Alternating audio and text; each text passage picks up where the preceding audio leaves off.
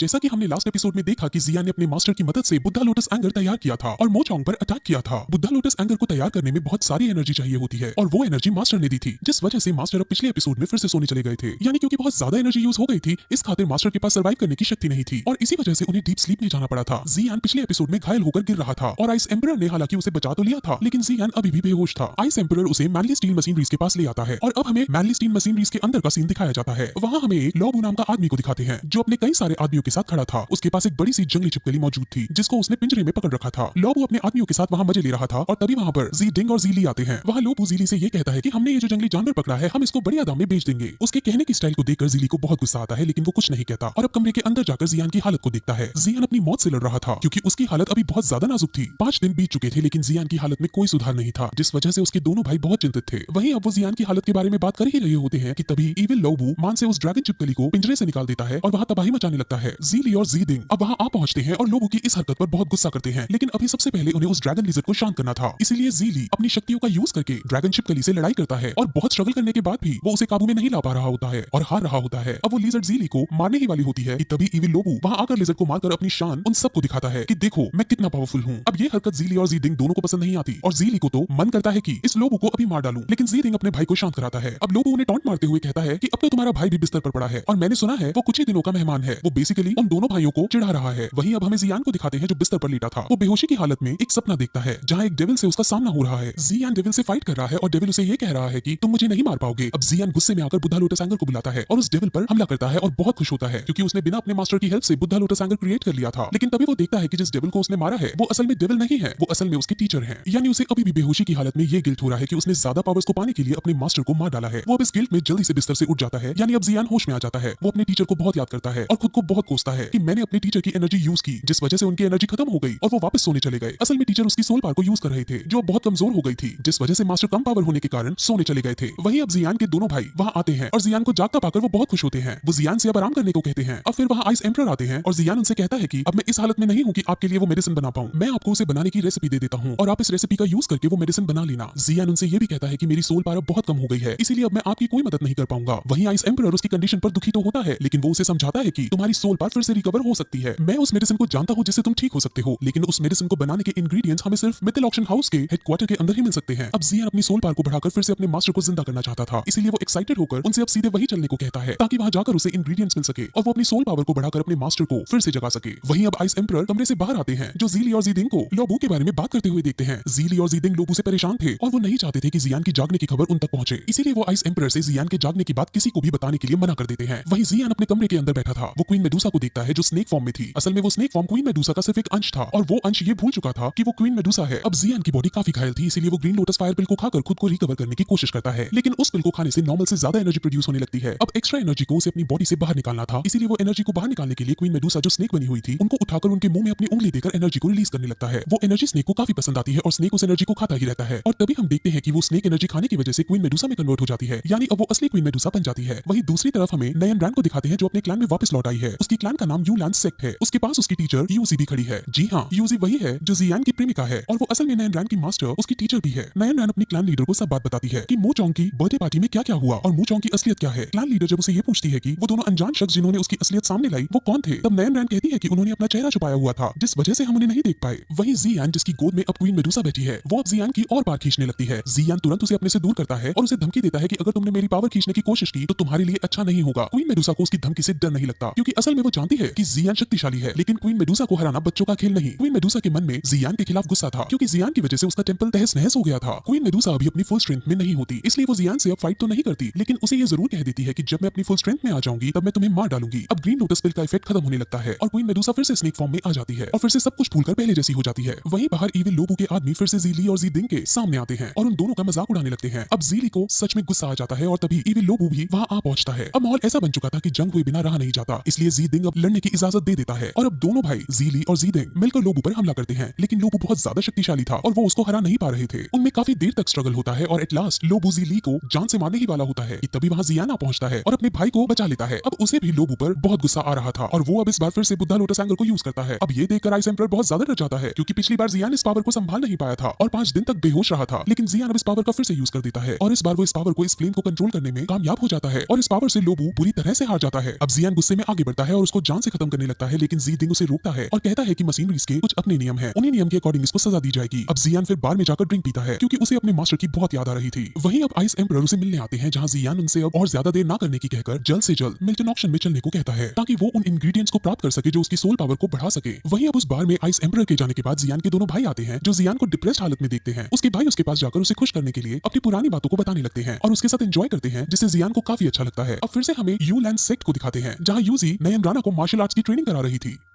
नयन रैन बहुत अच्छे से ट्रेनिंग कर रही थी और उसके पास भी कई सारी एबिलिटीज थी। यूजी हालांकि उसको ट्रेनिंग करा रही थी, लेकिन वो जियान के बारे में ही सोच रही थी।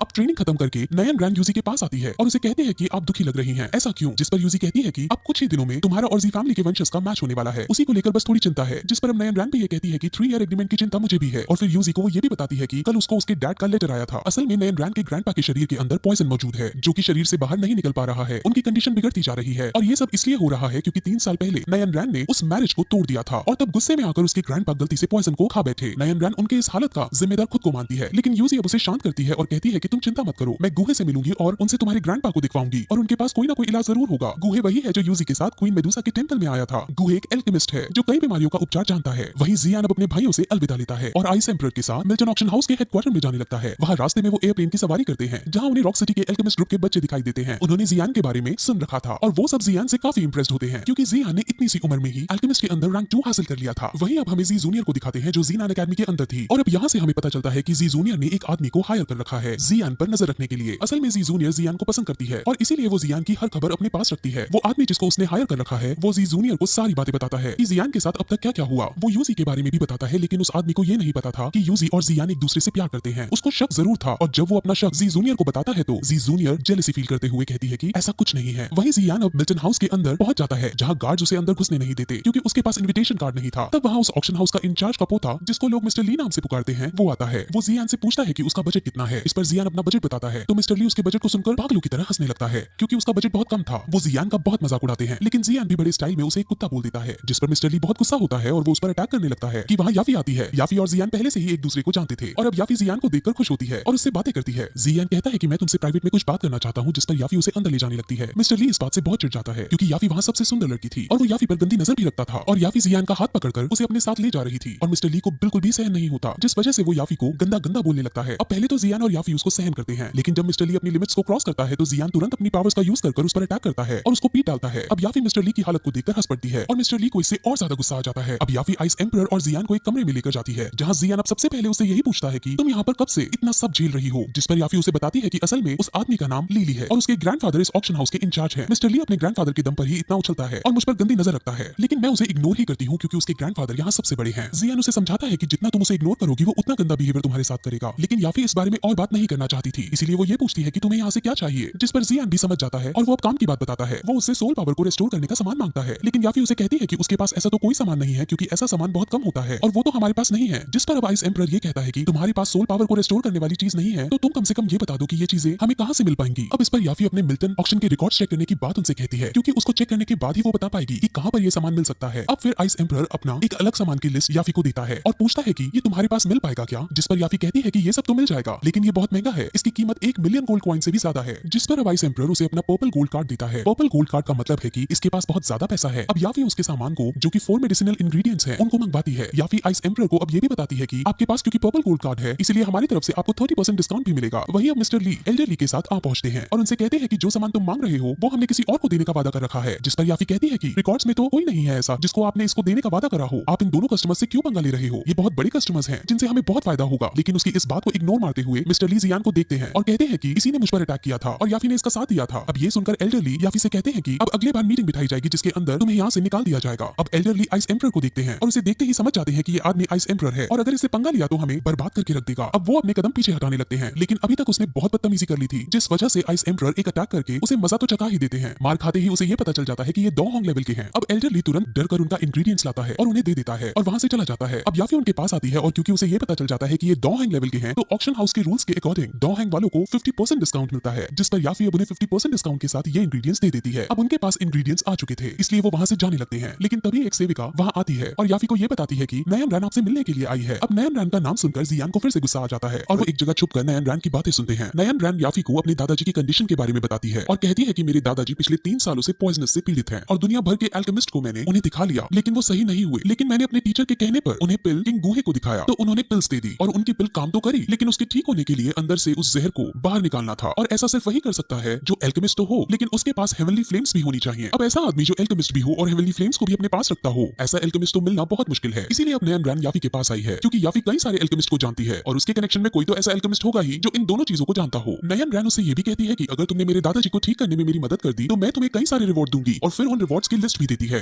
अब याफी उसे ये कहकर भेज देती है कि अगर उसे ऐसा कोई आदमी मिलेगा तो वो जरूर नयन रैन के दादाजी को सही करने के लिए भेज देगी। अब जियान और आइस एम्परर बाहर निकलते हैं और याफी अब जियान को ध्यान से देखती है और उसे देखते ही समझ जाती है कि जियान एक एल्केमिस्ट है और इसके पास हेवनली फ्लेम्स भी हैं। वो कहती है कि नयन रैन के क्लैन में जाकर उसके दादाजी को सही करना चाहिए, क्योंकि ऐसा करने पर वो तुम्हें बहुत से रिवॉर्ड्स देंगे और उनमें से एक रिवॉर्ड सोल पार को रिस्टोर करने की मेडिसिन के इंग्रेडिएंट्स हैं। अब जियान हालांकि नयन रैन से बहुत ज्यादा नफरत करता था, लेकिन अब उसको इससे अच्छा मौका और कहीं नहीं दिखता, इसीलिए वो वहां जाने का डिसाइड करता है। याफी अब उसे एक मास्क देती है जिसे जियान का ऑरा छुप जाएगा और उसे कोई नहीं पहचान पाएगा कि ये जियान है। अब जियान मास्क को लेकर नयन रैन के क्लैन की तरफ बढ़ता है, लेकिन रास्ते में तभी उसे वही आदमी मिलता है जिसे जी जूनियर ने जियान के पीछे लगा रखा था। वो जियान के सामने आकर कहता है कि आज मैं तुम्हें जिंदा नहीं छोड़ूंगा। जियान उसे पूछता है कि तुम आखिर हो कौन, जिस पर वो आदमी सिर्फ इतना कहता है कि इससे कोई फर्क नहीं कि मैं कौन हूँ, आज बस तुम्हारी मौत पक्की है। वो फुल जोश में अब जियान पर हमला करता है और जियान भी अब उससे फाइट करता है। दोनों में बहुत घमासान युद्ध चलता है जिसमें एट लास्ट जियान बेहोश हो जाता है। अब वो आदमी बहुत हंसता है और फिर अपना खंजर निकालकर जियान की तरफ बढ़ता है, लेकिन जियान अब फिर से खड़ा होता है और उसका सामना करने के लिए तैयार हो जाता है। वो आदमी ये देखकर बहुत खुश होता है और कहता है कि जितना मैं सोचता था तुम मुझसे कहीं ज्यादा अच्छे हो। अब जियान फिर से दोनों तरह की फ्लेम्स को प्रोड्यूस करके और उन्हें मिक्स करके बुद्धा लोटस एंगर प्रिपेयर करने लगता है ताकि वो उसको मात दे सके, लेकिन तभी आइस एम्परर वहां आकर उसे रोक देते हैं और कहते हैं कि इससे मैं निपटता हूं। वो अब उसी के स्टाइल में उस पर हमला करते हैं और दोनों के बीच फाइट शुरू होती है, लेकिन इस फाइट में भी वो आदमी जीत रहा होता है। हालांकि वो जीत रहा होता है, लेकिन फिर भी वो कहता है कि मेरा मिशन पूरा हुआ और अब मैं यहाँ से चलता हूँ। वो फिर वहां से चला जाता है। वहीं आइस एम्परर समझ जाते हैं कि ये जियान को मारने तो नहीं आया था।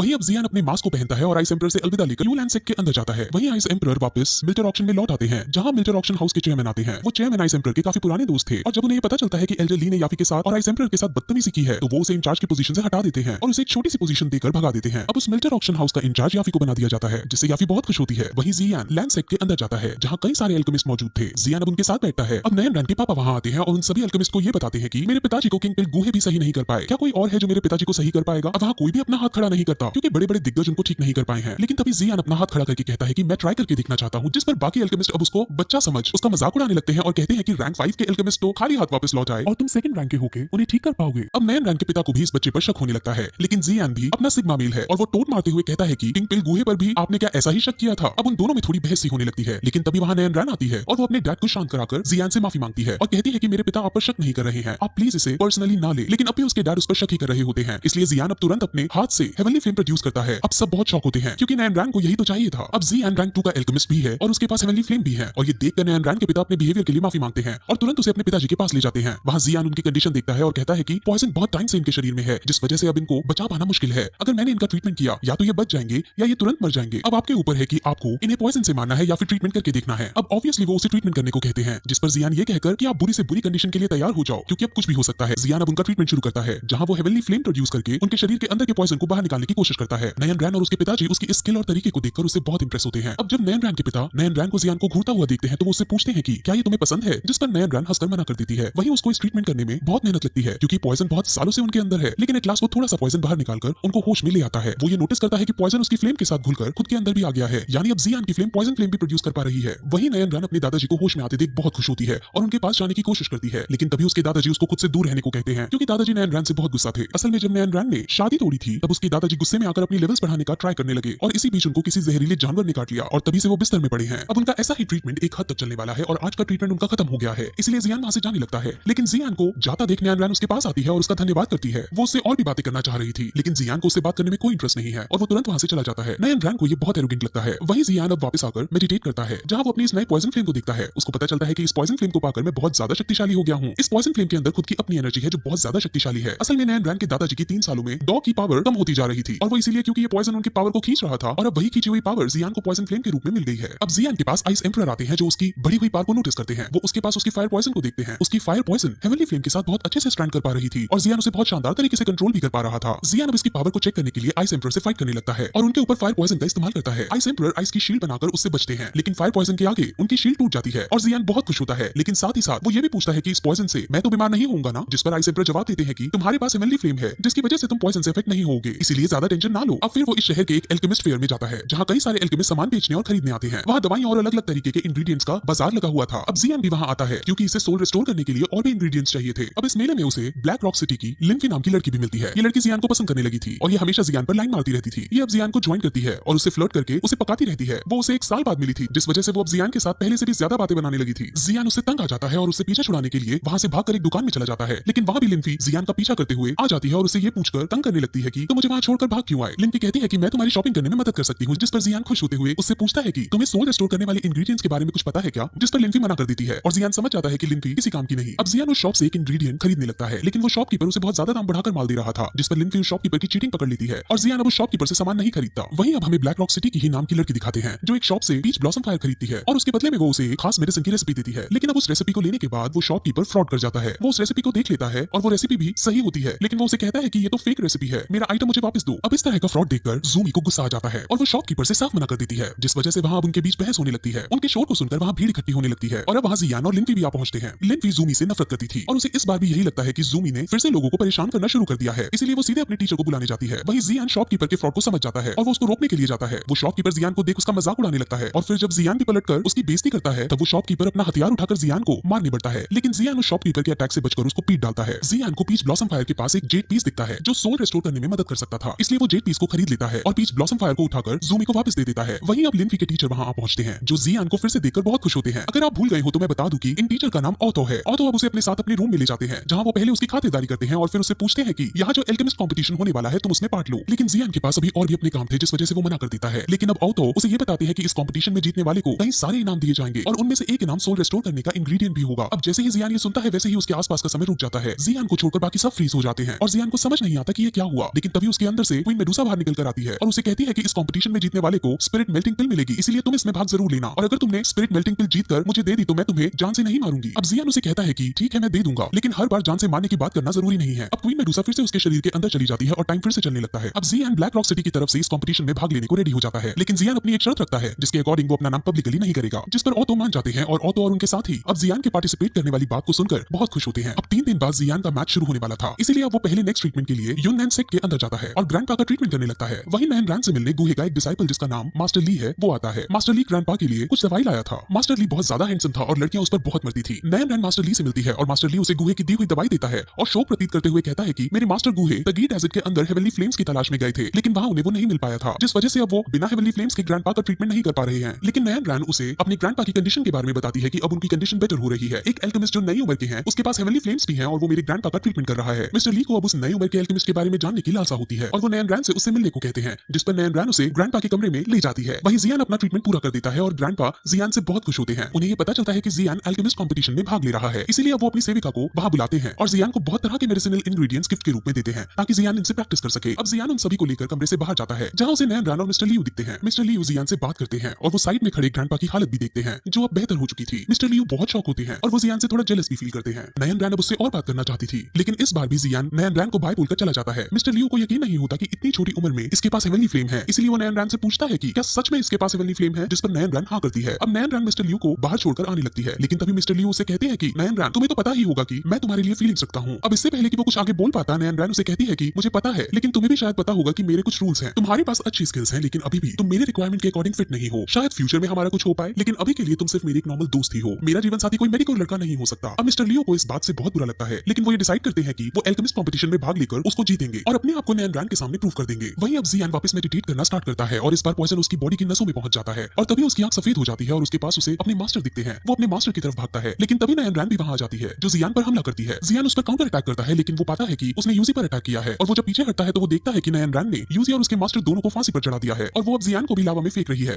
वो बहुत डर जाता है, लेकिन तभी उसके मास्टर उसे नींद से जगा देते हैं, जिससे उसे पता चलता है कि वो सिर्फ एक सपना देख रहा था। असल में जितनी बार वो ग्रैंडपा का इलाज करता है, उतनी बार उसके शरीर का पॉइजन थिक होता जाता है। वहीं अब जियान एल्केमिस्ट कंपटीशन के अंदर जाता है, जहां और भी कई सारे पार्टिसिपेंट्स आ रहे थे। वहां वो शहर की राजकुमारी जिसका नाम यूनियर है वो भी आती है। यूनियर भी छोटी हाइट की है और बहुत शरारती टाइप की लड़की है। उसको सब पर अपना अधिकार जमाने में मजा आता था और वो हमेशा कोई ना कोई दिक्कत खड़ी कर देती थी। वहीं अब जियान के सामने राजकुमारी यूनियर और मिस्टर लियू आते हैं। मिस्टर लियू जियान को राजकुमारी के बारे में बताते हैं कि इनको एल्केमिस्ट में रैंक 3 का पद हासिल है और फिर राजकुमारी को जियान के बारे में बताते हैं कि इसके पास हेवनली फ्लेम्स भी हैं। राजकुमारी का मन उनको देखने का करता है, लेकिन जियान उसको हेवनली फ्लेम्स नहीं दिखाता और उनसे कहता है कि हेवनली फ्लेम शो ऑफ करने के लिए नहीं होती। अब राजकुमारी का ईगो इस बात से हर्ट हो जाता है और वो उसकी शक्तियों के बारे में पूछती है कि आखिर तुम्हारे पास ऐसा है क्या जो तुम मुझे मना कर रहे हो। जियान कुछ नहीं बोलता, जिस पर राजकुमारी को अब और गुस्सा आ जाता है और अब वो फायर बॉल्स क्रिएट करके जियान की तरफ फेंकने लगती है। जियान अपनी नॉर्मल फायर से उसके अटैक को डिफेंस करता है और बहुत कोशिश करने के बाद भी राजकुमारी जियान को नहीं हरा पाती। अब राजकुमारी को बहुत गुस्सा आता है और अब वो एक बड़ा सा फायर बॉल बनाती है और वो फायर बॉल खुद उन पर ही संभल नहीं पा रहा होता। लेकिन तभी वहां राजकुमारी के मास्टर, जिनका नाम प्रेसिडेंट फामा है, वो आ जाते हैं और वो उसके फायर बॉल को नष्ट करके उसे शरारत ना करने को कहते हैं। वहीं उनके साथ पिलकिंग गूहे भी थे, जो अब जियान को देखते हैं। हालांकि जियान ने मास्क पहन रखा था, जिस खातिर उन्हें कोई पहचान नहीं पा रहा था। गूहे जियान के पास आकर उसकी तारीफ करते हैं और उसे कहते हैं कि मैंने भी हेवनली फ्लेम्स प्राप्त करने की कोशिश की, लेकिन मैं नहीं कर पाया। मैं हेवनली फ्लेम्स देखना चाहता हूँ, तुम मुझे भी फ्लेम्स दिखाओ। जिस पर जियान उनसे भी मना कर देता है और कहता है कि मेरे मास्टर ने मेरी फ्लेम्स का शो ऑफ करने से मना करा था। और इस तरह ये एपिसोड यहीं खत्म हो जाता है।